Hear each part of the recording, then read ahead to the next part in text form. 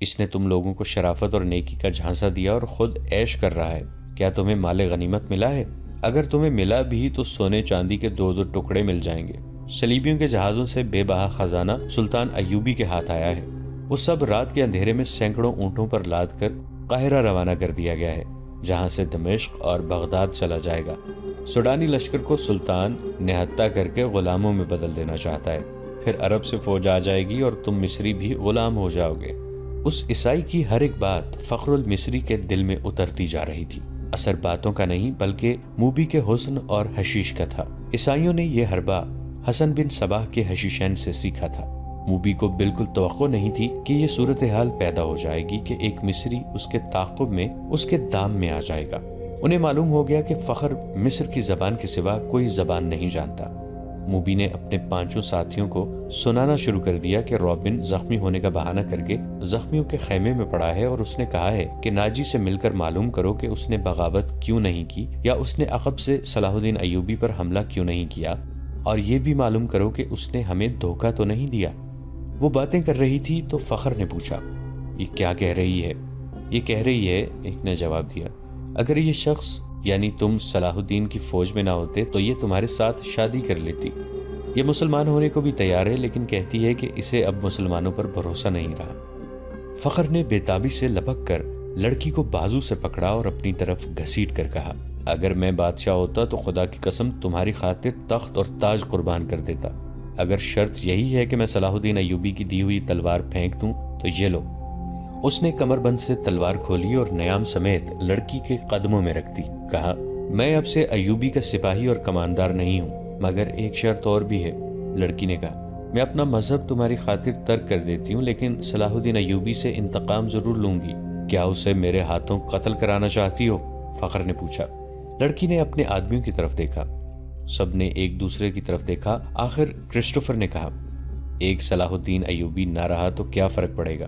ایک اور سلطان آ جائے گا، وہ بھی ایسا ہی ہوگا۔ مصریوں کو آخر غلام ہی ہونا پڑے گا۔ تم ایک کام کرو، سوڈانیوں کے سالار ناجی کے پاس پہنچو اور یہ لڑکی اس کے سامنے کر کے اسے بتاؤ کہ سلطان صلاح الدین ایوبی اصل میں کیا ہے اور اس کے ارادے کیا ہیں۔ ان لوگوں کو تو یہ علم ہی نہیں تھا کہ ناجی کا صلیبیوں کے ساتھ رابطہ ہے اور موبی اس کے ساتھ بات کرے گی، لیکن انہیں یہ علم نہیں تھا کہ ناجی اور اس کے معتمد سالار خفیہ طریقے سے مروائے جا چکے ہیں۔ اس تک لڑکی کو ہی جانا تھا، اس کا اکیلے جانا ممکن نہیں تھا۔ اتفاق سے انہیں فخر المصری مل گیا، لہٰذا اسی کو استعمال کرنے کا فیصلہ ہو گیا۔ یہ آدمی چونکہ سلطان ایوبی کی نظر میں آ گئے تھے، اس لیے ابھی اس کی نظر میں رہنا چاہتے تھے۔ اس کے علاوہ انہوں نے موبی سے سن لیا تھا کہ ان کے شعبہ جاسوسی اور تخریب کاری کا سربراہ رابن اسی کیمپ میں ہے اور فرار ہوگا، اس لیے وہ اسے مدد دینے کے لیے بھی وہاں موجود رہنا چاہتے تھے۔ ان کے ارادے معلوم نہیں کیا تھے۔ صلاح الدین ایوبی پر چلایا ہوا تیر خطا گیا تو انہیں سلطان ایوبی کے سامنے لے جایا گیا۔ ان کا بہروپ اور ڈرامہ کامیاب رہا، لیکن ان کا مشن تباہ ہو گیا تھا، لہٰذا اب وہ بدلی ہوئی صورتحال اور اتفاقات سے فائدہ اٹھانے کی کوشش کر رہے تھے۔ فخر المصری حسن اور حشیش کے جال میں آ گیا۔ اس نے واپس کیمپ میں نہ جانے کا فیصلہ کر لیا تھا۔ اسے یہ مشورہ دیا گیا کہ وہ لڑکی کو لے کر روانہ ہو جائے۔ ان لوگوں نے اسے اپنا ایک اونٹ دے دیا، پانی کا ایک مشکیزہ دیا اور تھیلے میں کھانے کا بہت سارا سامان ڈال دیا۔ ان اشیاء میں کچھ ایسی تھیں جن میں حشیش ملی ہوئی تھی۔ موبی کو ان کا علم تھا۔ فخر کو ایک لمبا چوغا اور تاجروں والی دستار پہنا دی گئی۔ لڑکی اونٹ پر سوار ہوئی، اس کے پیچھے فخر سوار ہوا اور اونٹ چل پڑا۔ فخر گرد و پیش سے بے خبر تھا اور وہ اپنے ماضی سے بھی بے خبر ہو گیا۔ صرف یہ احساس اس پر غالب تھا کہ روئے زمین کی حسین ترین لڑکی اس کے قبضے میں ہے، جس نے سلطان کو ٹھکرا کر اسے پسند کیا ہے۔ فخر نے موبی کو دونوں بازوؤں میں لے کر اس کی پیٹھ اپنے سینے سے لگا لی۔ موبی نے کہا، تم عیسائی کمانداروں اور اپنے سلطان کی طرح وحشی تو نہیں بنو گے؟ میں تمہاری ملکیت ہوں، جو چاہو کرو، مگر میں پھر بھی تم سے نفرت کروں گی۔ کہو تو میں اونٹ سے اتر جاتا ہوں۔ فخر نے اسے اپنے بازوؤں سے نکال کر کہا، مجھے صرف یہ بتا دو کہ تم مجھے دل سے چاہتی ہو یا محض مجبوری کے عالم میں میری پناہ لی ہے۔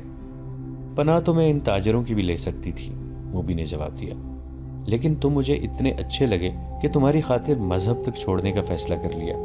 اس نے جذباتی باتیں کر کے فخر کے اعصاب پر قبضہ کر لیا اور رات گزرتی چلی گئی۔ سفر کم و بیش 5 دنوں کا تھا، لیکن فخر المصری عام راستوں سے ہٹ کر جا رہا تھا کیونکہ وہ بگھوڑا فوجی تھا۔ موبی کو نیند آنے لگی۔ اس نے سر پیچھے فخر کے سینے پر رکھ دیا اور گہری نیند سو گئی۔ اونٹ چلتا رہا، فخر جاگتا رہا۔ صلاح الدین ایوبی صبح کی نماز پڑھ کے فارغ ہوئے ہی تھے کہ دربان نے اطلاع دی کہ علی بن سفیان آیا ہے۔ سلطان دوڑ کر باہر نکلے۔ ان کے منہ سے علی بن سفیان کے سلام کے جواب سے پہلے یہ الفاظ نکلے: ادھر کی کیا خبر ہے؟ ابھی تک خیریت ہے، علی بن سفیان نے جواب دیا، مگر سوڈانی لشکر میں بے اطمینانی بڑھتی جا رہی ہے۔ میں نے اس لشکر میں اپنے جو مخبر چھوڑے تھے ان کی اطلاعوں سے پتہ چلتا ہے کہ ان کے کسی ایک بھی کماندار نے قیادت سنبھال لی تو بغاوت ہو جائے گی۔ صلاح الدین ایوبی اسے اپنے خیمے میں لے گئے۔ علی بن سفیان کہہ رہا تھا: ناجی اور اس کے سرکردہ سالاروں کو تو ہم نے ختم کر دیا ہے، لیکن وہ مصری فوج کے خلاف سوڈانیوں میں نفرت کا جو زہر پھیلا گئے تھے اس کا اثر ذرا بھر کم نہیں ہوا۔ ان کی بے اطمینانی کی دوسری وجہ ان کے سالاروں کی گمشدگی ہے۔ میں نے اپنے مخبروں کی زبانی یہ خبر مشہور کرا دی ہے کہ ان کے سالار بحر روم کے محاذ پر گئے ہوئے ہیں، مگر امیر محترم، مجھے شک ہوتا ہے کہ سوڈانیوں میں شکوک اور شبہات پائے جاتے ہیں، جیسے انہیں علم ہو گیا ہے کہ ان کے سالاروں کو قید کر لیا گیا ہے اور مار بھی دیا گیا ہے۔ اگر بغاوت ہو گئی تو مصر میں ہمارے جو دستے ہیں وہ اسے دبا دیں گے۔ صلاح الدین ایوبی نے پوچھا: کیا وہ 50,000 تجربہ کار فوج کا مقابلہ کر سکیں گے؟ مجھے شک ہے۔ مجھے یقین ہے کہ ہماری قلیل فوج سوڈانیوں کا مقابلہ نہیں کر سکے گی، علی بن سفیان نے کہا۔ میں اس کا بندوبست کر آیا ہوں۔ میں نے عالی مقام نور الدین زنگی کی طرف 2 تیز رفتار قاصد بھیج دیے ہیں۔ میں نے پیغام بھیجا ہے کہ مصر میں بغاوت کی فضا پیدا ہو رہی ہے اور ہم نے جو فوج تیار کی ہے وہ تھوڑی ہے اور اس میں سے آدھی فوج محاذ پر ہے۔ متوقع بغاوت کو دبانے کے لیے ہمیں کمک بھیجی جائے۔ مجھے ادھر سے کمک کی امید کم ہے، سلطان ایوبی نے کہا۔ پرسوں ایک قاصد یہ خبر لایا کہ زنگی نے فرینکیوں پر حملہ کر دیا تھا۔ یہ حملہ انہوں نے ہماری مدد کے لیے کیا تھا۔ فرینکیوں کے عمراء اور فوجی قائدین بحر روم میں صلیبیوں کے اتحادی بیڑے میں تھے اور فرینکیوں کی کچھ فوج مصر میں داخل ہو کر عقب سے حملہ کرنے اور ہمارے سوڈانی لشکر کی پشت پناہی کے لیے مصر کی سرحد پر آ گئی تھی۔ محترم زنگی نے ان کے ملک پر حملہ کر کے ان کے سارے منصوبے کو ایک ہی وار میں برباد کر دیا ہے اور شاہ فرینک کے بہت سے علاقے پر قبضہ کر لیا ہے۔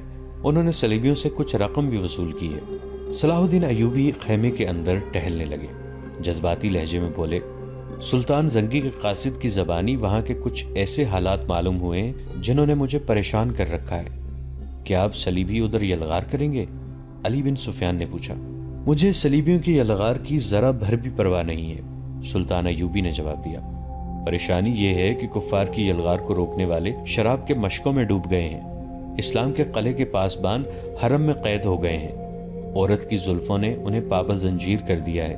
علی، چچا اسد الدین شیرکوہ کو اسلام کی تاریخ کبھی فراموش نہیں کر سکے گی۔ کاش وہ آج زندہ ہوتے۔ میدان جنگ میں مجھے وہی لائے تھے۔ ہم نے بڑے مشکل وقت دیکھے ہیں علی۔ میں نے شیرکوہ کی فوج کے ہراول دستے کی کمان کی ہے۔ میں ان کے ساتھ صلیبیوں کے محاصرے میں 3 مہینے رہا ہوں۔ مجھے شیرکوہ ہمیشہ سبق دیا کرتے تھے کہ گھبراہٹ اور خوف سے بچنا، تائید ایزدی اور رضا الہی کا قائل رہنا اور اسلام کا علم بلند رکھنا۔ میں شیرکوہ کی کمان میں مصریوں اور صلیبیوں کی مشترک فوج کے خلاف بھی لڑا ہوں۔ اسکندریہ میں محاصرے میں رہا ہوں۔ شکست میرے سر پر آ گئی تھی۔ میرے مٹھی بھر عسکری بددل ہوتے جا رہے تھے۔ میں نے کس طرح ان کے حوصلے اور جذبے تر و تازہ رکھے یہ میرا خدا ہی بہتر جانتا ہے۔ تان کے چچا شیرکوہ نے حملہ آور ہو کر محاصرہ توڑا۔ تم یہ کہانی اچھی طرح جانتے ہو۔ ایمان فروشوں نے کفار کے ساتھ مل کر ہمارے لیے کیسے کیسے طوفان کھڑے کیے، مگر میں گھبرایا نہیں، دل نہیں چھوڑا۔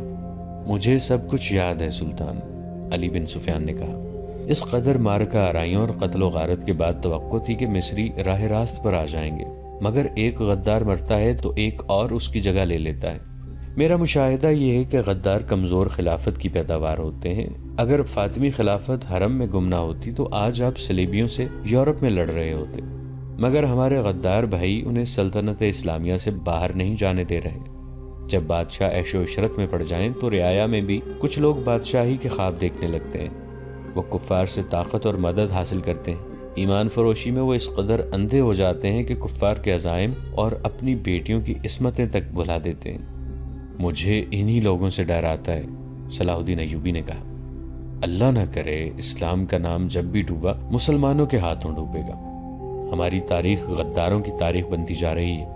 یہ رجحان بتا رہا ہے کہ ایک روز مسلمان جو برائے نام مسلمان ہوں گے اپنی سرزمین کفار کے حوالے کر دیں گے۔ اگر اسلام کہیں زندہ رہا تو وہاں مسجدیں کم اور قہبہ خانے زیادہ ہوں گے۔ ہماری بیٹیاں صلیبیوں کی طرح بال کھلے چھوڑ کر بے حیا ہو جائیں گی۔ کفار انہیں اسی راستے پر ڈال رہے ہیں، بلکہ ڈال چکے ہیں۔ اب مصر سے پھر وہی طوفان اٹھ رہا ہے۔ علی، تم اپنے محکمے کو اور مضبوط اور وسیع کرو۔ میں نے اپنے رفیقوں سے کہہ دیا ہے کہ دشمن کے علاقوں میں جا کر شب خون مارنے اور خبریں لانے کے لیے تنومند اور ذہین جوانوں کا انتخاب کرو۔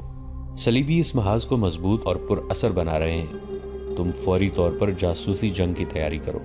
فوری طور پر کرنے والا کام یہ ہے کہ سمندر سے کئی ایک صلیبی بچ کر نکلے ہیں۔ ان میں زیادہ تر زخمی ہیں، اور جو زخمی نہیں ہیں وہ کئی دن سمندر میں ڈوبنے اور تیرنے کی وجہ سے زخمیوں سے بھی بدتر ہیں۔ ان سب کا علاج معالجہ ہو رہا ہے۔ میں نے سب کو دیکھا ہے۔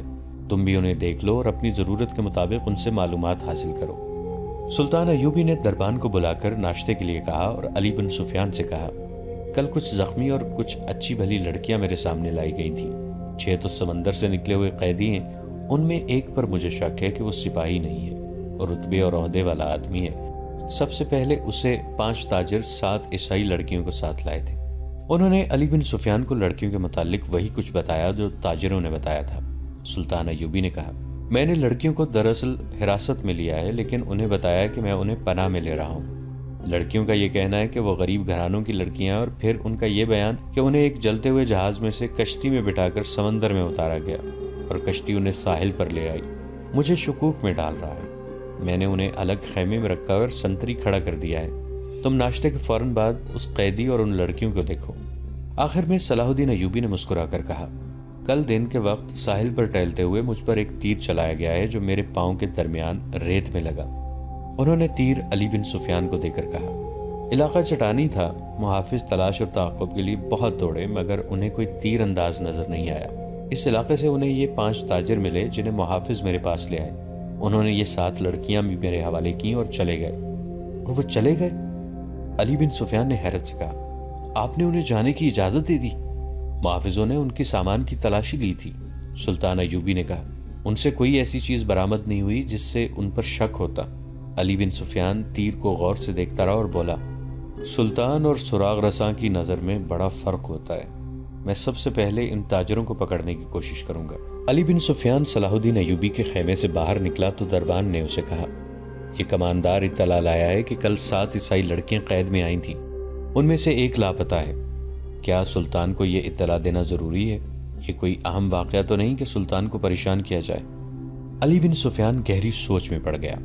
کماندار جو اطلاع دینے آیا تھا اس نے علی بن سفیان کے قریب آ کر آہستہ سے کہا، ایک عیسائی لڑکی کا لاپتہ ہو جانا تو اتنا اہم واقعہ نہیں، مگر اہم یہ ہے کہ فخر المصری نام کا کماندار بھی رات سے لاپتہ ہے۔ رات کے سنتریوں نے بتایا کہ وہ لڑکیوں کے خیمے تک گیا تھا، وہاں سے زخمیوں کے خیموں کی طرف گیا اور پھر کہیں نظر نہیں آیا۔ رات وہ گشت پر نکلا تھا۔ علی بن سفیان نے ذرا سوچ کر کہا، یہ اطلاع سلطان تک ابھی نہ جائے۔ رات کے اس وقت کے تمام سنتریوں کو اکٹھا کرو جب فخر گشت پر نکلا تھا۔ اس نے سلطان ایوبی کے محافظ دستے کے کماندار سے کہا کہ کل سلطان کے ساتھ جو محافظ ساحل تک گئے تھے انہیں لاؤ۔ وہ وہیں تھے۔ چاروں سامنے آ گئے تو علی بن سفیان نے انہیں کہا، کل جہاں تم نے تاجروں اور لڑکیوں کو دیکھا تھا وہاں فوراً پہنچو۔ اگر وہ تاجر ابھی تک وہیں ہیں تو انہیں حراست میں لے لو اور وہیں میرا انتظار کرو، اور اگر جا چکے ہوں تو فوراً واپس لاؤ۔ محافظ روانہ ہو گئے تو علی بن سفیان لڑکیوں کے خیمے تک گئے۔ 6 لڑکیاں باہر بیٹھی تھیں اور سنتری کھڑا تھا۔ علی نے لڑکیوں کو اپنے سامنے کھڑا کر کے عربی زبان میں پوچھا، 7ویں لڑکی کہاں ہے؟ لڑکیوں نے ایک دوسرے کے منہ کی طرف دیکھا اور سر ہلائے۔ علی بن سفیان نے کہا، تم سب ہماری زبان سمجھتی ہو؟ لڑکیاں اسے حیران سا ہو کر دیکھتی رہیں۔ علی ان کے چہروں اور ٹیل ڈول سے شک میں پڑ گیا تھا۔ وہ لڑکیوں کے پیچھے جا کھڑا ہوا اور عربی زبان میں کہا، ان لڑکیوں کے کپڑے اتار کر ننگا کر دو اور 12 وحشی قسم کے سپاہی بلاؤ۔ تمام لڑکیاں بدک کر پیچھے کو مڑیں۔ 2-3 نے بیک وقت بولنا شروع کر دیا۔ وہ عربی زبان بول رہی تھیں۔ لڑکیوں کے ساتھ تم ایسا سلوک نہیں کر سکتے، ایک نے کہا، ہم تمہارے خلاف نہیں لڑیں۔ علی بن سفیان کی ہنسی نکل گئی۔ اس نے کہا، میں تمہارے ساتھ بہت اچھا سلوک کروں گا۔ تم نے جس طرح ایک ہی دھمکی سے عربی بولنی شروع کر دی ہے، اب بغیر کسی دھمکی کے یہ بتا دو کہ 7ویں لڑکی کہاں ہے۔ سب نے لا علمی کا اظہار کیا۔ علی نے کہا، میں اس سوال کا جواب لے کر رہوں گا۔ تم نے سلطان پر ظاہر کیا ہے کہ تم ہماری زبان نہیں جانتی، اب تم ہماری زبان ہماری طرح بول رہی ہو، کیا میں تمہیں چھوڑ دوں گا؟ اس نے سنتری سے کہا، انہیں خیمے کے اندر بٹھا دو۔ رات کے سنتری آ گئے تھے۔ فخر المصری کی گشت کے وقت کے سنتریوں سے علی بن سفیان نے پوچھ گچھ کی۔ آخر لڑکیوں کے خیمے والے سنتری نے بتایا کہ فخر رات اسے یہاں کھڑا کر کے زخمیوں کے خیموں کی طرف گیا تھا۔ تھوڑی دیر بعد اسے اس کی آواز سنائی دی، کون ہو تم؟ نیچے آ جاؤ۔ سنتری نے ادھر دیکھا تو اندھیرے میں اسے کچھ بھی نظر نہ آیا۔ سامنے مٹی کے ٹیلے پر اسے ایک آدمی کا سایہ سا نظر آیا اور وہ سایہ وہیں غائب ہو گیا۔ علی بن سفیان فوراً وہاں گیا۔ یہ ٹیلا ساحل کے قریب تھا، اس کی مٹی ریتلی تھی۔ ایک جگہ سے صاف پتہ چل رہا تھا کہ وہاں کوئی اوپر گیا ہے۔ وہاں زمین پر 2 قسم کے پاؤں کے نشان تھے۔ ایک نشان تو مرد کا تھا جس نے فوجیوں والا جوتا پہن رکھا تھا، دوسرا نشان چھوٹے جوتے کا تھا اور زنانہ لگتا تھا۔ زمین کچی اور ریتلی تھی۔ زنانہ نشان جدھر سے آیا تھا، علی بن سفیان ادھر کو چل پڑا۔ یہ نشان اسے خیمے تک لے گئے جہاں موبی رابن سے ملی تھی۔ اس نے خیمے کا پردہ اٹھایا اور اندر چلا گیا۔ اس کی چہرہ شناس نگاہوں نے زخمی قیدیوں کو دیکھا۔ سب کے چہرے بھانپے رابن بیٹھا ہوا تھا۔ اس نے علی بن سفیان کو دیکھا اور فوراً ہی کراہنے لگا جیسے اسے درد کا اچانک دورہ پڑا ہو۔ علی نے اسے کندھے سے پکڑ کر اٹھا لیا اور خیمے سے باہر لے گیا۔ اس سے پوچھا، رات کو ایک قیدی لڑکی اس خیمے میں آئی تھی، کیوں آئی تھی؟ رابن اسے ایسی نظروں سے دیکھنے لگا جن میں حیرت تھی اور ایسا تاثر بھی جیسے وہ کچھ سمجھا ہی نہ ہو۔ علی بن سفیان نے اسے آہستہ سے کہا، کیا تم میری زبان سمجھتے ہو دوست؟ میں تمہاری زبان سمجھتا ہوں، بول سکتا ہوں، لیکن تمہیں میری زبان میں جواب دینا ہوگا۔ رابن اس کا منہ دیکھتا رہا۔ علی نے سنتری سے کہا، اسے خیمے سے باہر رکھو۔ علی بن سفیان خیمے کے اندر چلا گیا اور قیدیوں سے ان کی زبان میں پوچھا، رات کو لڑکی اس خیمے میں کتنی دیر رہی تھی؟ اپنے آپ کو اذیت میں نہ ڈالو۔ سب چپ رہے، مگر ایک اور دھمکی سے ایک زخمی نے بتا دیا کہ لڑکی خیمے میں آئی تھی اور رابن کے پاس بیٹھی یا لیٹ رہی تھی۔ یہ زخمی سمندر میں جلتے جہاز میں سے کودا تھا۔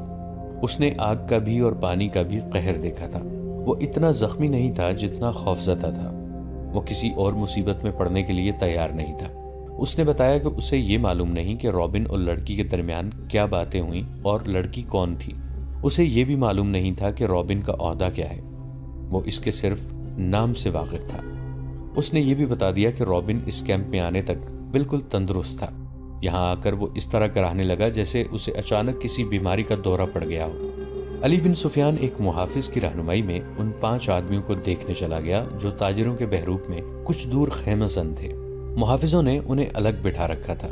علی کو انہوں نے پہلے یہ اطلاع دی کہ ان کے پاس کل 2 اونٹ تھے مگر آج ایک ہی ہے۔ ناظرین، آج کی قسط میں اتنا ہی۔ ہماری نئی ویڈیوز سے باخبر رہنے کے لیے ہمارے اس چینل کو سبسکرائب کر کے نیچے موجود بیل آئیکن کو ضرور پریس کیجیے گا۔ آپ سے ملاقات ہوگی نئی ویڈیو کے ساتھ، تب تک کے لیے ہمارا اور آپ کا اللہ نگہبان۔